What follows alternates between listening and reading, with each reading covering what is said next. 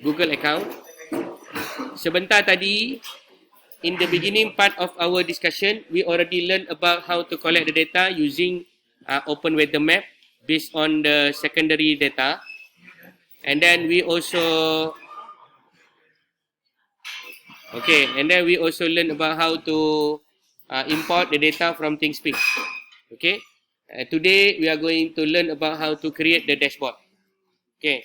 So the dashboard that I'm trying to do or I'm trying to create is using the Local Data Studio. Local Data Studio, also known as Google Data Studio. Previously they named it as Google Data Studio. Sekarang dinamakan sebagai Local. Okay, cara nak buat dia.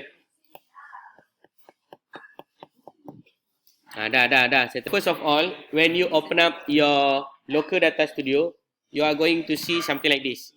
So, Local Data Studio is actually the dashboard interactive that freely available for you to connect with the Google product. Okay, so to do it ataupun untuk buat kita punya dashboard, like what we discussed before, and also I share with you the example. You can go for the blank report. Okay, click the blank report. And then after you click the blank report, the first primary question they will ask you, where is the data that you want to fetch? Country apa semua tu setup biasalah. Ni nak guna dah ni. When you want to start upon using the Local Data Studio, first step, they will ask you where is the data that you want the Data Studio fetch. Dia nak ambil data kat mana? So of course, one of the important and interesting part is Google Sheet. Sebab apa? Sebab Google Sheet ni kita boleh dapat datanya dari mana, tuan-tuan? Kita dapat data daripada ThinkSpeak, betul tak?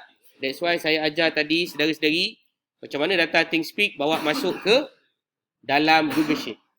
The reason is one je. Satu je simple reason dia. Sebab kita nak buat dashboard, interactive dashboard, nicer dashboard, and the most important part under the Ministry of Health Malaysia.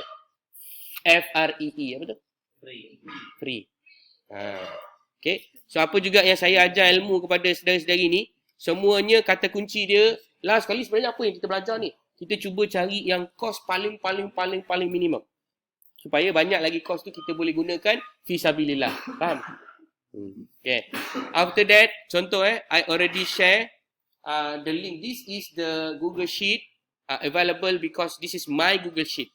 If you want to access your friend's Google Sheet, you can also doing that using URL. But make sure you share first the link. This is the example kan, my Google Sheet. Dia tak share pun, nampak tak? Ada lock kat situ. Saya kena jadikan dia shareable with link. Ini biasalah. Betul Anyone with link can edit, anyone with link can view. You kena make it shareable first. After you make it shareable, then you can go for URL. URL ni dengan kata lain, you can use this URL. The URL on the top positions of your search engine ni, you can just copy it and then you can retrieve it here. Boleh letakkan URL ataupun sheet ID.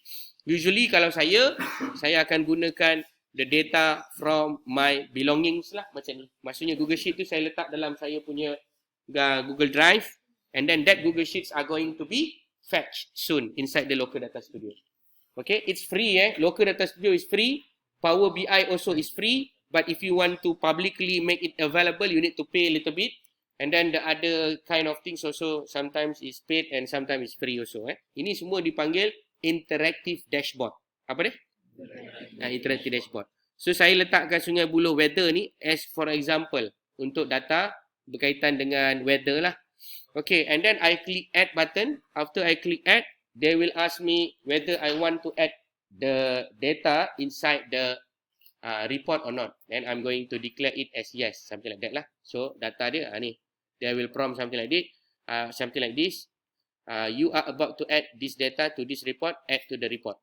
I'm choosing this data. Saya memilih data ini sebab data ini ada pelbagai masa, waktu, tarikh dan waktu. Faham tak? Kalau saya guna data IoT saya tadi pagi, maka dia hanya ada satu tarikh je. Nanti kalau ada changes, nak buat trend analysis and so on, you might not able to see it correctly. Faham ya?